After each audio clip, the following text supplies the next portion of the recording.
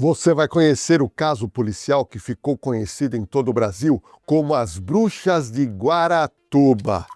Há mais de 30 anos, o garotinho Evandro Ramos Caetano, na época com 6 anos de idade apenas, desapareceu no trajeto entre a casa e a escola na cidade de Guaratuba, no litoral do Paraná.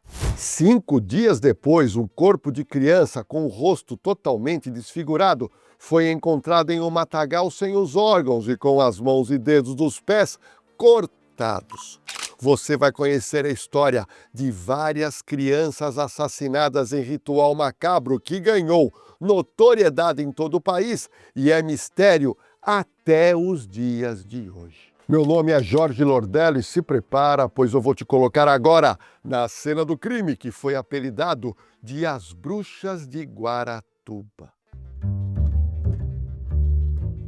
A década de 90 foi marcada por uma espécie de surto de crianças desaparecidas no estado do Paraná e depois elas eram encontradas mortas em verdadeiro ritual de sacrifício humano. No dia 6 de abril de 1992, guarde bem essa data.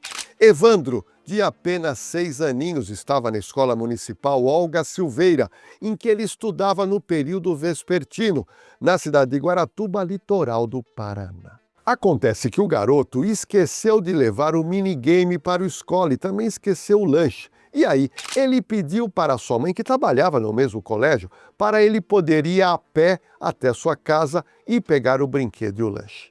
A escola ficava a apenas 150 metros da sua residência. A genitora de Evandro, pela primeira vez, permitiu que ele fosse até a moradia sozinho. 20 minutos depois, a mãe, no entanto, percebeu que o filho não havia retornado ao colégio, mas acreditou que ele poderia estar na casa de parentes que moravam ali perto. Ela só percebeu que havia acontecido algo de errado quando ela voltou para casa e encontrou a porta trancada e o lanche e o minigame do seu filho Evandro em cima da mesa da sala. Ou seja, no trajeto da escola para sua casa, o pequeno Evandro simplesmente desapareceu. No dia 11 de abril de 1982, lenhadores encontraram o corpo de uma criança no matagal por causa da presença de urubus. O corpo da criança estava sem vários órgãos, como o couro cabeludo, as vísceras e parte das mãos e pés. O pai de Evandro posteriormente reconheceu o corpo por uma mancha que o menino tinha nas costas e também por indícios na cena, como as chaves da casa e a cueca da criança. Após o corpo ser reconhecido, um primo da família, o ex-investigador de polícia Diógenes Caetano dos Santos Filho, guarde bem esse nome, esse ex-investigador passou por conta própria a fazer investigações paralelas às dos policiais civis lá de Guaratuba. Após 2 meses de investigação baseada em especulações, Diógenes criou um verdadeiro dossiê onde ele acusava Celina Abage, que era então primeira-dama do município, acusava também a sua filha Beatriz Cordeiro Abage, que teriam usado o corpo do menino em um ritual satânico. O policial Diógenes vai vendo também citou os nomes de Oswaldo Marceneiro, que era um pai de santo. Citou também Vicente de Paula Ferreira, que era um pintor, que morreu na prisão de câncer em 2011. Citou também a participação de Davi dos Santos Soares, que era um artesão. Citou ainda Francisco Sérgio Cristofolini e Ailton Bardelli dos Santos como parte do grupo que teria praticado esse sacrifício humano com o pequeno Evandro. Diógenes enviou um relatório ao Ministério Público que ocasionou mudanças nas investigações. Os delegados que investigavam o crime, na época, foram todos afastados. A elite da Polícia Civil do Paraná, o chamado Grupo Tigre, foi enviado até Guaratuba para investigar o desaparecimento de Evandro. Em razão de todo esse enredo macabro e devido a suspeitas sobre mãe e filha do prefeito da cidade, O caso ficou conhecido como as Bruxas de Guaratuba. Esse é o prefeito Aldo Abage, casado com a suspeita Celina e pai de Beatriz, que faleceu em 1995, vítima de câncer. Jornais estampavam manchetes fortes sobre a morte do garotinho. A serralheria da família Abage seria o suposto local do ritual satânico. E a casa da família do prefeito Aldo Abage foi totalmente apedrejada pela população. A polícia teve que montar plantão no túmulo do menino Evandro para que não furtassem o corpo durante as investigações e antes que fizesse também o exame de DNA. A verdade é que a mãe do pequeno Evandro também levantava suspeitas em relação à esposa do prefeito de Guaratuba e sua filha. O problema é que após meses de investigação, a Polícia Civil ainda não havia conseguido reunir provas sobre esses possíveis autores do crime. Acreditando que a Polícia Civil não estava fazendo seu trabalho de forma adequada, o Ministério Público solicitou que grupo de inteligência da Polícia Militar passasse a investigar o caso. Assim, chegou a Guaratuba o Grupo Águia, comandada pelo então capitão da PM, Valdir Copete Neves, que rapidamente apontou 7 culpados pelo crime. A mandante do crime, na visão da PM, seria Celina Abage, então primeira-dama do município. Sua filha, Beatriz Abage, filha do prefeito à época dos fatos, também foi apontada como participante do assassinato que teria ocorrido num macabro ritual. O terceiro suspeito foi Oswaldo Marceneiro, jogador de Búzios e pai de santo. Vicente de Paula Ferreira era ajudante de Marceneiro e teria participado também da morte de Evandro. Davi dos Santos Soares, artesão que trabalhava em Guaratuba, também foi apontado pela equipe da PM como autor da morte do pequeno Evandro. Francisco Sérgio Cristofolini, vizinho e dono do imóvel onde o suspeito Vicente de Paula morava, também foi envolvido e apontado como um dos participantes. E o sétimo acusado foi Ayrton Bardelli, que era funcionário da serraria da família Abage. Oswaldo Marceneiro e Davi dos Santos foram presos em 1º de julho de 1992. Celina, Beatriz e Vicente de Paula foram detidos no dia seguinte. Francisco Sérgio Cristofolini e Ayrton Bardelli, que sempre negaram estarem envolvidos, foram presos no dia 3 de julho de 1992. 5 deles confessaram o crime, entre eles Beatriz, Celina, Oswaldo, Vicente e Davi. Alguns, mas dessas confissões foram feitas em fitas de áudio, outros em vídeos. Essas fitas teriam sido editadas e embasaram o processo do caso. Veja alguns trechos de imagens e áudio que a minha equipe de produção conseguiu. E nós seguramos o plano de Paula por trabalho, eu falo isso, eu confio na minha filha, não é mentira. Nós fizemos o trabalho, mas estava eu e você, estava eu e você lá. Fale, mãe, conte isso. Agora é ela que vai falar. Minha filha, se você está falando isso, Mas depois Celina alegou inocência, dizendo que foi torturada pela polícia militar. Eu sou inocente e vou continuar gritando a minha inocência. Celina e Beatriz chegaram a confessar o crime, mas depois alegaram que tinham sido torturadas pela polícia para admitir o ritual. Veja o depoimento delas no tribunal do júri. Eu simplesmente falei o que eles queriam porque eu fui torturado. Você também foi torturado? Fui. Não deram chance pra mim, ninguém perguntou se eu devia ou não. Sempre torturado. A gente sempre era torturado. Eu voltei a ser torturado porque eu não podia ter contado pra minha família que eu tinha apanhado. eu não vi mais. A minha mãe só escutava os gritos delas. Eu disse, pelo amor de Deus, não faço nada com ela porque ela tem problema.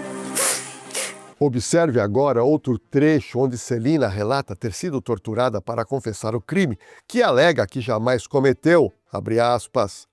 No momento, você não consegue pensar, você está sendo torturada, escutando o que tem que falar e, se você não souber exatamente, é torturada novamente. Eu não queria falar aquilo. Se eu errasse, era choque elétrico ou afogamento. Se fizer perícia no meu corpo, eu tenho marcas de tortura até hoje, disse Beatriz. Posteriormente, descobriu-se que as Abaji eram desafetas de Diógenes por questões pessoais. Celina teria causado a separação dos pais do investigador Diógenes e, além disso, os Abaji eram oponentes do pai de Diógenes, que também já havia sido prefeito de Guaratuba. Olha que confusão e olha que rede de intrigas. Após as investigações, a Promotoria Pública do Paraná indiciou Beatriz e a sua mãe Celina como mentoras do sequestro e morte do Evandro, alegando a utilização da criança num verdadeiro ritual de magia negra para obtenção de benefícios materiais junto a espíritos satânicos. Vai vendo. 23 de março de 1998, Beatriz e Celina foram julgadas pela primeira vez em processo que foi o mais longo júri da história da justiça brasileira e durou 34 dias de julgamento. No veredito foram consideradas inocentes. Em 1999, o júri foi anulado com o novo julgamento realizado 13 anos depois, no dia 28 de maio de 2011. Outros acusados de envolvimento no suposto assassinato também foram julgados: o pai de santo Oswaldo Marceneiro, o pintor Vicente de Paula Ferreira e o artesão Davi dos Santos Soares. Os três foram condenados em 2004. Os outros acusados, Francisco Sérgio Cristofolini e Ayrton Bardelli dos Santos, foram absolvidos em 2005. Olha a confusão. Só que no segundo julgamento, a votação foi apertada entre os jurados. 4 votos contra e 3 a favor para absolver. E assim, Beatriz foi condenada a 21 anos e 4 meses de cadeia. Olha, o caso teve 5 julgamentos diferentes. Celina e Beatriz Abaji ficaram presas, só para você ter uma noção, 3 anos e 9 meses na Penitenciária Feminina do Paraná e por mais 2 anos em prisão domiciliar. Um dos tribunais do júri, que foi realizado em 98, foi o mais longo da história que eu te falei, durou 34 dias. A principal testemunha de acusação, que é Edésio da Silva, que dizia ter visto Evandro dentro do carro com os acusados do dia do desaparecimento dele, acabou agora se contradizendo. Ficou também comprovado que as fitas da confissão tiveram trechos editados. E aí, em 17 de abril de 2016, o Tribunal de Justiça do Paraná concedeu perdão da pena para Beatriz Abaji.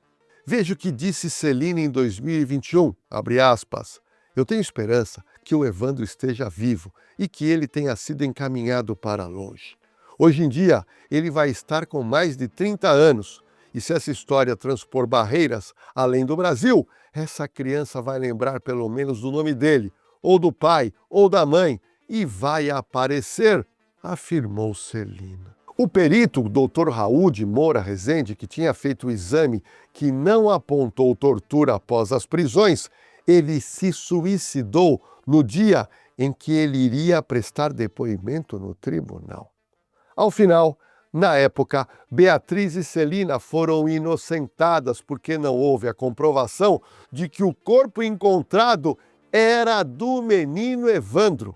Conforme as investigações, o corpo encontrado era maior que o corpo do Evandro. Olha que erro! A última reviravolta desse caso escabroso aconteceu em 9 de novembro de 2023, onde o Tribunal de Justiça do Paraná decidiu pela total anulação das condenações. Assim, por 3 votos a 2, foram também absolvidos Beatriz Abaji, Davi dos Santos Soares, Oswaldo Marceneiro e Vicente de Paula Ferreira, e esse morreu em 2011. Em 13 de novembro de 2023, Beatriz Abaji, uma das condenadas do caso, disse em um programa de televisão que a tortura que sofreu para assumir a culpa pelo crime tem que ser investigada. O pai de santo, Oswaldo Marceneiro, fez a seguinte postagem em sua rede social, abre aspas, sofri muito que essa mentira manchou esse sobrenome tão glorioso da nossa família. Essa trama diabólica não irá nos afetar mais, pois somos todos inocentes. Por tudo que me aconteceu, tudo que passei, me tornei uma pessoa incrédula em certas situações, principalmente em acreditar no ser humano, afirmou o pai de santo. Beatriz Abage afirma querer o status de inocente de todos os acusados. E a Beatriz conseguiu na justiça a reabilitação, ou seja, extinção da ficha criminal dela. Nessa época, ela disse o seguinte: Você não quer magoar ninguém, eu sinto pelo que a família sempre passou, mas o que eles acreditaram até hoje é mentira. Olha, se toda essa história criminal te inspira a seguir carreira na área policial, eu preciso te apresentar para você o Instituto Oliver, que é a maior escola preparatória para carreiras policiais do Brasil. Gente, são mais de 2.500 alunos aprovados, com cursos completos para PM, Polícia Civil, Polícia Penal, GCM, Polícia Federal, PRF e muito mais. Além também, o Instituto Oliver tem cursos preparatórios para que te oferece cursos superiores, sequenciais, tecnólogos, bacharelados, pós-graduação e também tem o EJA, para quem precisa concluir os seus estudos online. Então, acesse o site ou escaneie o QR Code disponível e dê o próximo passo na sua carreira com o Instituto Oliver. Atualmente, a gente acabou levantando, a Beatriz está com 61 anos de idade e trabalha em Guaratuba como terapeuta ocupacional no Centro de Atenção Psicossocial. E ela acabou se formando em Direito, passou no concurso para a Ordem dos Advogados do Brasil, porém, a seção paranaense da Ordem negou acesso à carteira da advogada e o exercício da profissão. Celina Abage disse que, além de querer um retratamento em público da Justiça, ela quer também o retratamento em público do Ministério Público. Ela gostaria que houvesse a justiça completa e que as pessoas verdadeiramente culpadas pagassem pelo crime cometido, abre aspas. Nossa vida, o nosso nome, o tempo que nós passamos para podermos provar a nossa inocência, isso não interessa? Já passou? Prescreveu? O coração não aceita isso. Eu quero que seja declarada a nossa inocência e justiça para os causadores do fato. Atualmente, a gente levantou que a Celina está com 86 anos de idade, ela é aposentada e vive com os filhos em Curitiba. Ela e a filha Beatriz escreveram um livro sobre o caso, e o livro tem o nome Maleus, Relatos de Tortura, Injustiça e Erro Judiciário, em que elas contam com detalhes as torturas que sofreram para que assim confessassem o crime que não cometeram. Agora que você conhece bem esse caso chamado de As Bruxas de Guaratuba, surge uma pergunta que não quer calar. Vamos lá! Aonde está Evandro Ramos Caetano, que hoje teria 36 anos de idade? Ficou comprovado que aquele garoto que foi encontrado morto não era o Evandro. E agora me diz, o que aconteceu com o Evandro? Ele foi assassinado? Gente, ninguém sabe dizer. Ele foi sequestrado? Ninguém sabe apontar. Ficou claro para mim que a Polícia Civil errou nas investigações. O P2 da PM do Paraná errou também. O Ministério Público e a Justiça Criminal daquela oportunidade também se equivocaram. Foram muitos anos de processo e no final foi tudo jogado na lata do lixo e ninguém encontrou e ninguém sabe o paradeiro do Evandro. Olha, deixa eu falar uma coisa para você que está me assistindo. Investigação policial é coisa séria. E sempre deve partir do crime para o criminoso e não deve partir do criminoso para o crime. E foi isso que aconteceu lá em Guaratuba. Levantaram suspeitos sem provas cabais e apontaram como culpados da morte da criança. Que esse caso fique de lição e falhas como essas não se repitam mais no nosso querido Brasil. Agora chegou o momento que eu quero saber a sua opinião sobre o desaparecimento de Evandro Ramos Caetano. Você acredita que no Brasil temos ainda rituais com sacrifícios de criança ou você acha que isso acabou? E as inúmeras crianças que desaparecem por dia no Brasil, para onde elas vão? São mandadas para fora do país? Será que são adotadas ilegalmente? Ou o motivo é venda de órgãos humanos? Olha, Eu estou aguardando seus comentários, pois eu quero saber o que você sempre pensa sobre esse assunto. E agora chegou a hora de você dar uma força pra gente. É muito fácil. Se você está curtindo, está gostando das nossas histórias, então inscreva-se, que é importante pra gente. Aproveite e dá um like, ative o sininho de notificação e compartilhe esse vídeo com as famílias que você conhece e tem criança pequena em casa, como forma de alerta e atenção que a gente deve ter com os nossos filhos pequeninos.